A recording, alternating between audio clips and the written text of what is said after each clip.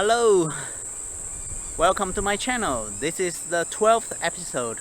Today I'm gonna talk about Nikon and what I think they needed the most to be able to compete with Canon and Sony in the mirrorless market and in the vlogging market. I'm still interested in a simple setup for vlogging, walking vlogs outdoors. So as you can see, I'm still near my neighborhood. It's sort of a walk path among the support system.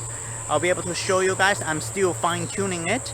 I'll be show you guys once I think I find the sort of acceptable setup. At the moment it probably still as shaky as handheld, but let's see. I'll adjust my hand position a little bit and see if it's better. Alright, so I'm handhelding it, and Canon RP with 16mm, as you guys know. Rode video micro on top of the camera. It's very simple setup. The setup time takes less than 1 minute, and we have something very noisy cutting the grass over there, so probably better going this way. Alright, so we're going this way. How is the shaky? How is the shakiness? How is the shakiness? Is it better than before, or it's still as bad?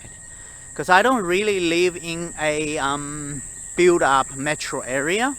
It's only 15-20 minutes to the city, but it's, as you guys can see, very green, very flat.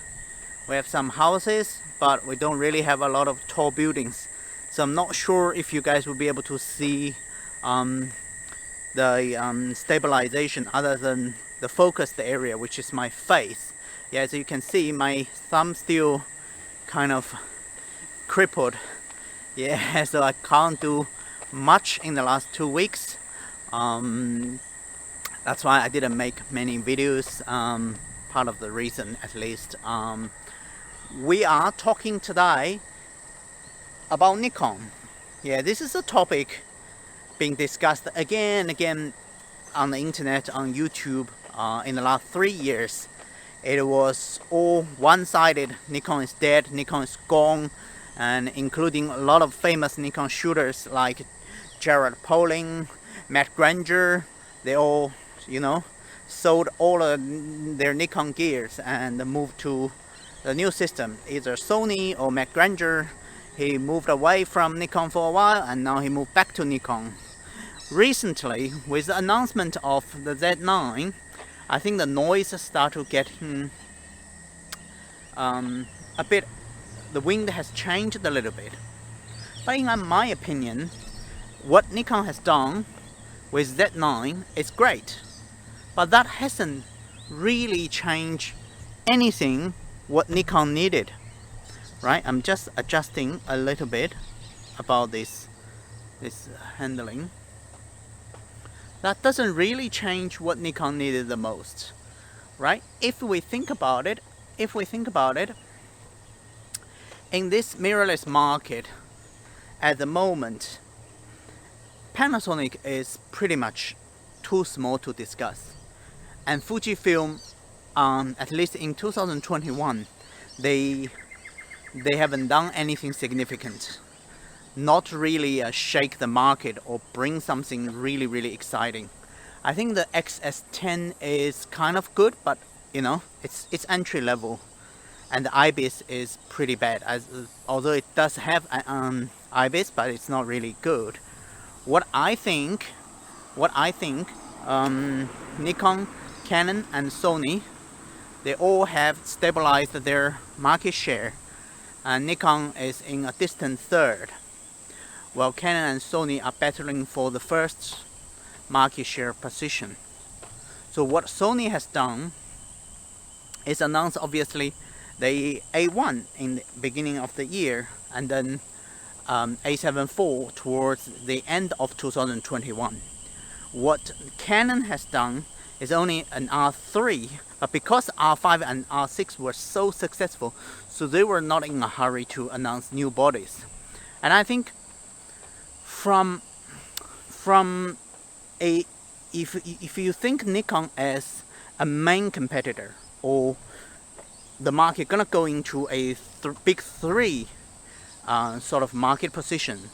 Nikon lacks a lot in the entry level and in the mainstream market. If you look at any review or any rivals competition, the Z6 II and Z7 II are in very distant third compared to any of their main competitors. So regardless of its R6 or A7 IV or even Panasonic S5, I think it's pretty distant.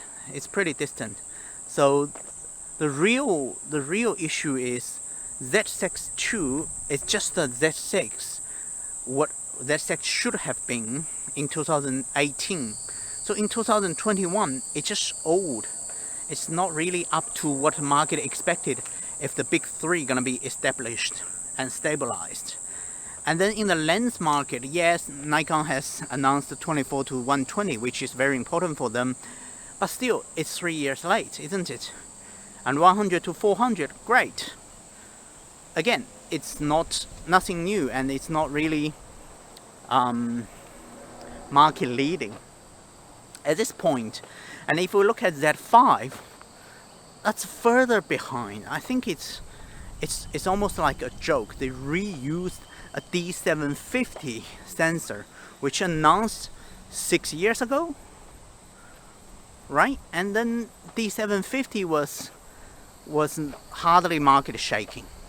At that time, it was very competitive, very good, but wasn't like A7 III. Well, very few products were like A7 III, completely shaken the market. Alright, I think that's the end of the road I want to go to. You can keep going that way for very long, but I'm gonna turn around and walk this side. And again, you guys can see any shakiness or warpiness or the step make you uncomfortable. The stabilization is digital stabilize on. As you know, RP doesn't really have a IBIS, so it doesn't really have that R6 and R5's problem with warpiness. What it does have is the steps, big jerk, big shake.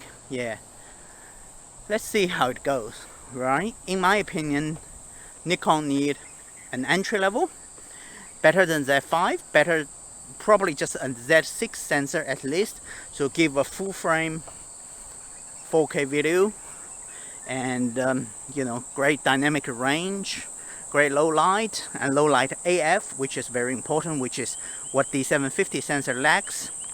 And then they need a better kit zoom. Their kit lenses are jokes, huh?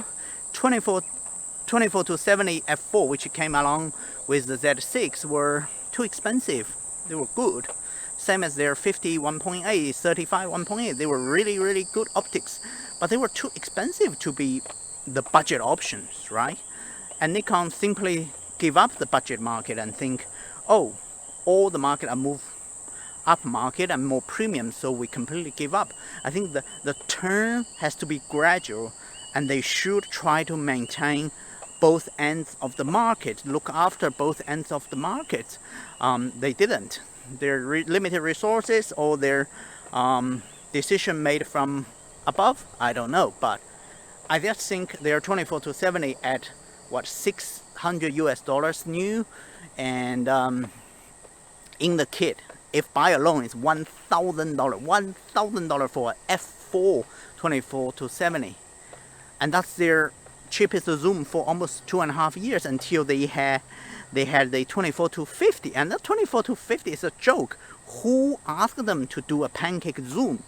You do a pancake prime, yes, a lot of people want it, but pancake zoom, and you have to twist to use it before you can start using it.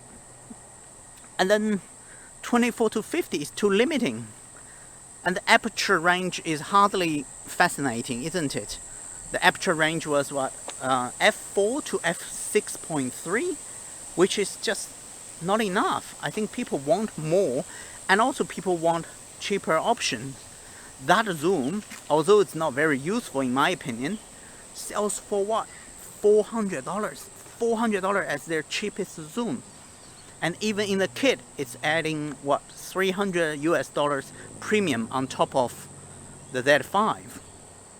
And Z5, I guess it wasn't selling very well, so it was discounted to $999 quite soon after its announcement, which is, never a good sign. If you market it as $1,400 camera and you sell at $999 3 months later, is this a very confident gesture? I don't think so. And again, Nikon need a real Z6 III to compete with the A7 IV. Well, some people might argue the Canon need one as well, but the thing is, Canon already got R6 and they have the power and capability to lower the R6 price by $500 quite easily. And Canon is in highly profitable position. They could do that if they want, right? If they Yeah, earlier on I was talking about Canon could easily lower the R6 price by up to $500 if they wanted to, because Canon is profitable, has a production capability, and they control their product planning really, really well. Look at their lenses, very innovative, affordable, and look after both the entry level and the high end really, really well. They are the first to have 50-1.2 and 85-1.2 in the full frame mirrorless, more than Sony, right? And they were the first to have the 800 primes, 600 primes. No one else has ever seen an affordable 800 prime before. No one have ever thought about this lens was possible. 16mm f2.8. Sony, despite having 5 years alone in the full frame market, why they haven't done that before? Why they haven't done any super compact affordable primes before? Like they only had one, I think a 28 f2 wasn't very good. All the other primes were, smaller than the big stuff, but not really small compact like what Canon has done, right? Look at their 100-400, the new one, the non-L zoom. Very innovative, very fast autofocus, and that's what matters. Canon knows what customer need. Instead of bragging about the specs, they say, hey, I think f8 is enough at the 400 end. Try this one. Small, compact, you can carry with you, and it's got good IS, it's got good autofocus. It will get what you wanted. You can deliver the results, very sharp results you wanted.